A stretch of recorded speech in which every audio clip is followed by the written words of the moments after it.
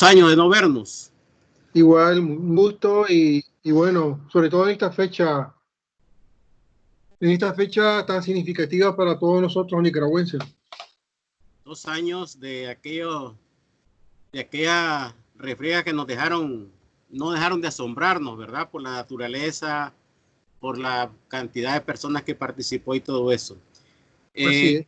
Estamos entrevistando para Nueva Mirada al profesor Mario Sánchez. Él es miembro del Instituto Interdisciplinario de Ciencias Sociales. ¿Miembro o director? ¿Cómo es la cosa? ¿Coordinador? No, miembro, Miembro, ok. investigador, así es. Investigador sobre todas las cosas, ¿verdad? Desde que yo lo conozco, el profesor ha sido un excelente investigador, ha estado muy involucrado en los problemas sociales de nuestro país. Profesor, 2 años después de esta gesta juvenil, ustedes han escrito un libro muy importante para entender, acercarnos a entender qué fue lo que pasó en ese momento.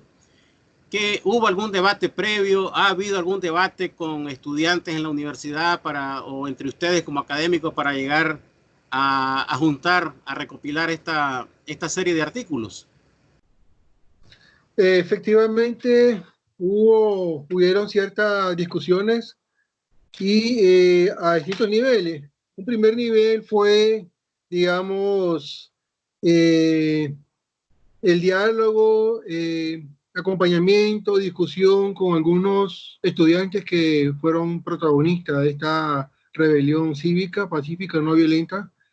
Varios exalumnos de sociología, algunos de comunicación que ya conocíamos, pues manteníamos cierta cercanía y esto nos comprometió más por el ejemplo, el testimonio de estos jóvenes a tratar de darle voz a estas expresiones colectivas y sobre todo tratar de entender por qué habíamos llegado a este momento de crisis profunda en el país y también esta ruptura, ¿no? Porque hay un acumulado histórico estructural que se fue dando en Nicaragua de democratización, deterioro, pero a la vez se fue dando un proceso de repolitización y de cambio de una cultura política o la demanda de una nueva forma de hacer política por parte de los jóvenes y obviamente también los campesinos y otros actores. Entonces eso nos movió mucho como un primer ejercicio, tratar de darle voz a esa realidad. Y otro elemento fue que el instituto se funda en el 2018, en enero, y empezamos a definir la agenda y Abril rompe la dinámica y nos obliga a repensar y a recrear el instituto desde esa realidad histórica de estructura de pecado, de injusticia y plantearnos de que realmente el hacer conocimiento, investigación y ciencia de la Universidad Jesuita tiene que dar respuesta y hacernos cargo de esa realidad, sobre todo desde la perspectiva de los más excluidos. Asumir. Ajá. ¿Qué tema para comenzar, no? Buen estreno. Sí, Usted mencionó a los campesinos. Yo no conocía, ahí una de las autoras cita un enfrentamiento que hubo en Nueva Guinea. No preciso ahorita el dato, pero habla de unos 70 jóvenes en 2016 en Nueva Guinea, ¿verdad? Hubo un enfrentamiento entre campesinos y policías. Ese antecedente nosotros no lo habíamos anotado pues en nuestra bitácora como antecedente. Es la primera vez que los jóvenes campesinos se involucran en una lucha de esta naturaleza. ¿Cómo lo vieron ustedes de su perspectiva como en su análisis? buena pregunta, profesor. Fíjese que yo he venido trabajando el tema de movimiento campesino a nivel de la lucha socioambiental contra la minería metálica. El caso Rancho Grande, y he estado viendo el caso Mina La India, el caso Santo Domingo y el caso Limón y Bonanza.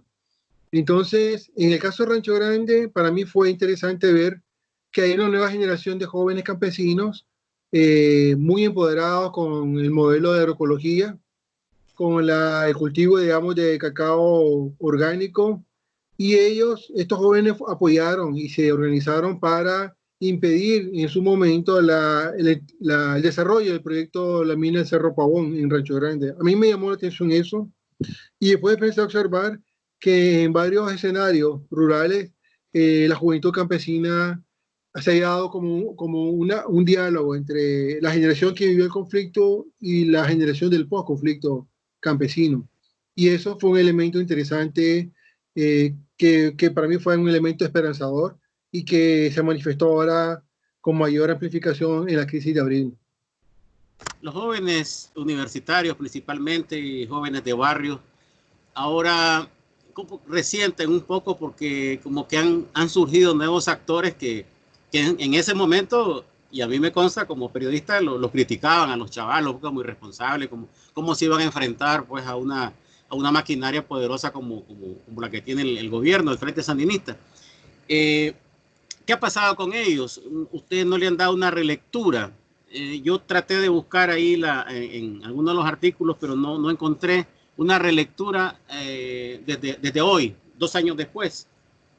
Sí, totalmente de acuerdo. Si usted ya habrá observado, el texto fue escrito en caliente durante la crisis. Entonces, si nosotros tenemos en agenda seguir reflexionando y analizando toda esta crisis que aún sigue resuelta, obviamente el tema de juventud es un tema prioritario, ¿verdad? Estamos de acuerdo. Y yo creo que hay una deuda, pues, de seguir reflexionando y acompañando eh, y discutiendo un poco el papel de los jóvenes y también cómo se han ido acomodando estas fuerzas políticas en el nuevo contexto, ¿no? Que ha cambiado y como usted bien ha dicho, los jóvenes en cierta manera, algunos han expresado, digamos, cierta demanda, cierta exigencia y cierto resentimiento por el reacomodo, ¿no? Y yo creo que eh, los jóvenes fueron como más audaces y plantearon como mayor beligerancia en el momento más oportuno y creo que fueron sectores como la iglesia, el campesinado, las organizaciones sociales, el movimiento mujeres, las que realmente fueron más beligerantes en su momento y yo creo que ahí hay un tema que hay que seguir, digamos, reflexionando de manera autocrítica, ¿no? Tanto la academia como la sociedad en general. Creo que los jóvenes, como decía Monseñor Silvio José Báez, son nuestra reserva moral y hay que cuidarla y acompañarla y yo creo que la sociedad tenemos una deuda con ellos. Me llamó la atención, profesor, que hay una interpretación del discurso oficial. Eh, Ujú. yo los admiro porque realmente es poco entendible a veces, o muy dual, o a veces no se dice nada.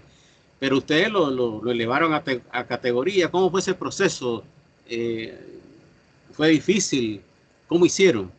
Sí, yo creo que yo lo comentaba en en la pequeña entrevista que se publicó en el Facebook de la UCA.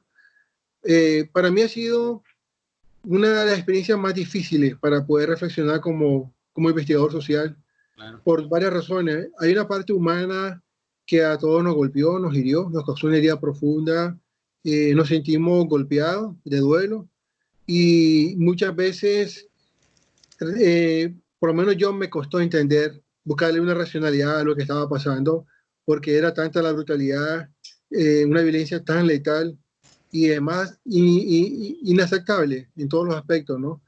Frente a un movimiento tan cívico, tan legítimo y tan auténtico, ¿no? Entonces, realmente era difícil tratar de entender esa racionalidad, esa narrativa de odio que intentó polarizar e intentó criminalizar algo tan profundo y tan humano como lo mostró a la rebelión de abril. Pero, como yo mencionaba en esta entrevista, algo que me dio fuerza fue ver el coraje de los familiares de las víctimas de abril, los jóvenes, los campesinos que se han mantenido en resistencia dentro y fuera del país y aún en algunos contextos protegiendo su integridad. Yo sé que hay muchos líderes campesinos que están siendo perseguidos, asediados. Entonces ese testimonio fue como un aliciente para sobreponerse ante esa situación interna que era difícil realmente. Para mí era difícil tratar de entender algo tan deshumanizado o algo tan inhumano y luego yo me formé en la UCA de Salvador y de alguna manera me contagié con el pensamiento de Acuría, Segundo Monte, Martín Baró, eh, todos estos jesuitas que murieron, fueron asesinados en la masacre de 1989 en la UCA, y ellos vivieron un contexto de polarización, de mucha violencia, terrorismo de Estado, amenazas, fueron acusados de derecha por la izquierda y la izquierda lo acusaba, y la derecha lo acusaba de comunista. Pero a pesar de esa situación tan dura y difícil, ellos pudieron producir sus mejores conocimientos al servicio de los más pobres en El Salvador y Centroamérica. Entonces yo considero que para mí se fue como un elemento motivador de decir, bueno, en los tiempos de crisis es cuando más debe aportar uno y como dicen, tratar de no negar lo que uno siente, pero que esa energía que es dolor, sufrimiento, pues se canaliza a través de esa creatividad o ese intento de entender uno lo que estaba pasando y por qué hayamos llegado a esta situación y tratar de explicárselo a otros lo que uno modestamente ha logrado descifrar, digamos. Porque esto es algo que hay que hilarlo fino, pues no es algo que de pronto explotó, sino que algo que se venía hilvanando y larvando gradual y progresivamente hasta que realmente nos explotó y a todos nos sacudió. Pero ya habían voces pues que venían denunciando los organismos de derechos humanos. Por ejemplo, uno revisa, yo estaba investigando, por ejemplo, la violencia política contra el campesino 40 años y los campesinos han venido diciéndolo de muchas maneras. También el movimiento Mujeres ha venido exigiendo desde distintas trincheras, desde los derechos sexuales, la salud reproductiva, la violencia contra ellas, la discriminación, el derecho a la tierra, por ejemplo, han sido una lucha, la defensa de los bienes naturales, los territorios de las mujeres, por ejemplo, han sido muy protagonistas. Y ya no se diga, pues, otros actores, pues, que han tenido pues, la voz profética de denunciar, pero también interpelar y proponer, pues como fue la iglesia en sus cartas de la conferencia en sus momentos distintos, ¿no? Fueron dando alerta al gobierno y también animando a la sociedad, pues, a mantener esa ciudadanía activa y comprometida, pues. Profesor, tengo una percepción, no sé si me equivoco, y quiero felicitarlos, ¿verdad?, a ustedes del Instituto Interdisciplinario de Ciencias Sociales y a la UCA por este primer esfuerzo. Me parece que ha faltado el debate para encontrar y darle forma a ese pensamiento que los jóvenes lanzaron desde el inicio, un cambio de sistema, ¿no? Como una divisa. El resto de organismos se han dedicado a documentar, que no es malo, pues los organismos de derechos humanos están haciendo un excelente papel. Pero yo siento un déficit de debate alrededor de estos temas, pues, ¿cuál es su percepción? Sí, yo comparto esa preocupación suya, porque yo creo que como se ha mencionado de muchas maneras, hay valiosos esfuerzos que aún siguen dispersos, ¿no? Por ejemplo, la labor del periodismo independiente que ustedes realizan es muy, muy, muy valiosa y heroica realmente. Yo creo que si algo yo, por lo menos como nicaragüense y centroamericano, me siento orgulloso de lo que hemos vivido, es que, bueno, primero la juventud, que ha sido valiente y generosa, ¿no? Pero también el periodismo de este país ha demostrado históricamente que vale la pena y hay que aprender mucho y hay una deuda, pues, con ustedes. Pero el aporte de ustedes es importante y también la de los defensores de derechos humanos. El papel, el rol que están jugando, que han venido jugando las mujeres desde distintos ámbitos, ¿no? El movimiento de mujeres campesinas, las mujeres del norte, todas estas estructuras, digamos, han jugado un papel. Y desafortunadamente no hemos tenido como un espacio común para poder discutir, reflexionar y poder retroalimentar a los autores que están, digamos, liderando la agenda política, ¿verdad? Yo creo que es necesario buscar un espacio de discusión, de reflexión, como usted ha mencionado, donde podamos converger aportes y discusiones y preocupaciones entre el periodismo investigativo, independiente, las organizaciones de derechos humanos que han documentado todo, ¿verdad?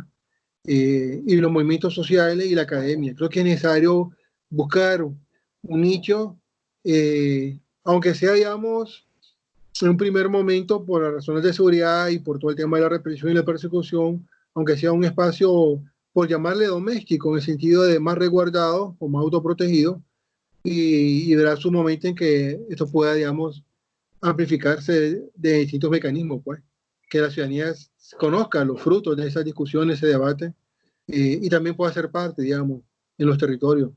Yo creo que hay que buscar algo. Nosotros, como universidad hemos estado visitando algunos territorios, hemos podido escuchar a la gente en algunos lugares como Matagalpa, Jinotega, Granada, hemos estado en el Caribe, en León, en Masaya, y hemos tenido, incluso Río, hemos tenido la oportunidad de primera mano de escuchar a la gente, incluso de propiciar espacios eh, nuevos que no se habían logrado después de la crisis, donde la gente pudo reunirse, encontrarse y discutir y formular su sentir y su lectura. Y eso es importante, y la gente lo agradece y lo necesita. Es un tema que se lo hemos comentado a algunos actores, que urge realmente hacer esos pasos comunicantes con los territorios y que fluya en doble línea, en doble dirección, digamos, las preocupaciones, los anhelos y también algunas demandas, pues, porque eso es importante. La gente está anuente, la gente está en resistencia permanente y yo creo que es necesario darle mayor espesor territorial a este proceso. Darle un respaldo teórico, un marco teórico a ese pensamiento También, diverso, ¿verdad? también, totalmente de acuerdo. Sí. Así. Nicaragua 2018, la insurrección cívica de abril. Ustedes de entrada han conceptualizado esto como una revolución juvenil. ¿Qué viene después de este libro? Buen punto. Yo creo que hay temas que nosotros identificamos que hay que seguir profundizando. Este fue como un primer corte y un flechazo en caliente, pero que nos abrió nuevos espacios de reflexión. Yo creo que hay que seguir trabajando eh, y profundizando más esta ruptura en la cultura política nicaragüense que la marcaron los jóvenes, ¿no? Nicaragua es una sociedad post-conflicto y paradójicamente, pues, la respuesta pudo haber sido violenta, ¿no? A esa represión y afortunadamente fue una madurez política, eh, un ejercicio muy ético y ciudadano de no caer en ese juego, sino más bien hacer una transición que sea profunda y que de una vez transforme, porque en la teoría de los conflictos, de construcción de paz, se habla de resolver, gestionar y transformar. Lo que nosotros percibimos como ciertas expresiones, digamos, primigenias es una apuesta hacia la transformación. O sea, a un cambio sin retorno, a no caer en estos ciclos históricos que hemos sufrido en Nicaragua, sino tratar de hacer un cambio más profundo. Y ese ha sido uno de los temas interesantes que han planteado los jóvenes y que han venido planteando también cierto sector del campesinado. Y también el movimiento feminista en Nicaragua. Cómo ir cambiando este modelo, este régimen patriarcal, extractivista, autoritario, ¿verdad? Ahí hay un tema que tenemos que sacarle más jugo realmente, profundizarlo más. Y su contraparte, digamos, por otro lado, hilar más fino cómo funcionan estos dispositivos de la violencia política con cierto nivel de fanatismo, o lo que podemos llamar la sociología de las emociones también.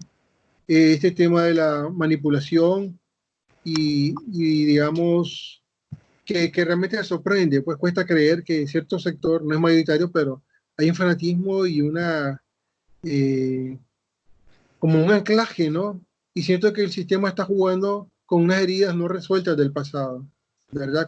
Yo creo que el no haber tenido un proceso de sanación psicosocial después del conflicto nos salió caro en esta crisis. Y yo creo que el sistema, el régimen jugó perversamente con esos traumas no resueltos del pasado. Y lo podemos ver en los paramilitares que tuvieron experiencia militar, cómo se sintieron reivindicados, ¿no? En esa lógica de reprimir, claro, montado en una ideología y discurso del odio, ¿no? De la polarización, de que el adversario es minúsculo, es indeseable, no es un humano prácticamente, no es ciudadano, tiene derecho y por tanto hay que matarlo o violentarlo a toda su máxima expresión. Entonces, ese tema de la necropolítica hay que trabajarlo. Creo que es un tema que hay que discernirlo más a fondo y ver qué pasa. Otro elemento que no se ha trabajado mucho y lo veo muy interesante es la dimensión espiritual de esta lucha también. Muchas veces cuesta entrar en ese terreno, que es un sociocultural, pero yo siento que en el fondo hay una dimensión socio-religiosa profunda, y usted lo pudo ver en las marchas. La gente, su rosario, su cruz, cómo la experiencia de fe o la espiritualidad es un elemento de resiliencia en momentos críticos. En la vida de los escarcelados, por ejemplo, cuando estuvieron en situaciones límites, hay algo que está ahí profundo. Y eso lo observé yo en Rancho Grande, en el campesinado. Cuando yo entrevistaba a guardianes de Yaosca, a los líderes y lideresas, ellos, cuando yo les preguntaba, ¿y por qué ustedes defendieron y lucharon contra la minería? Y ellos me decían, es que la madre tierra es un don de Dios. Y yo sentí como que esa respuesta era, a mí me dejó como, bueno, me sacó de base, ¿no? Pero es profundo, porque es una sabiduría profunda de sentir, tener una relación distinta eh, con esas madres, es algo como sagrado, la tierra nos da vida. Claro. Y entonces ahí hay una dimensión profunda. Y claro, hay todo un trabajo pastoral de la diócesis con la Laudato, con el padre Teodoro Custer en su momento, el padre Marlon que estuvo, el padre Pablo. Entonces, hay toda una dinámica de acompañamiento pastoral que fue generando, digamos, una ética, una ecoteología, digamos. Sí, sí. Entonces, hay Profesor, un tema que está ahí. sí, Uh-huh. que le agradezco mucho su tiempo y atender la invitación de Nuevas Miradas. Vamos a seguir sobre estos temas. Vamos a ir viendo también, me interesa mucho lo del debate pues, entre la población y esas visitas que ustedes están haciendo al terreno, pues me imagino son muy provechosas. Profesor Mario Sánchez, un gusto saludarlo. Muchísimas gracias por atender nuestra invitación y nos vemos en la próxima. A la orden y desearle éxito y que Dios me lo proteja por su valiosa labor.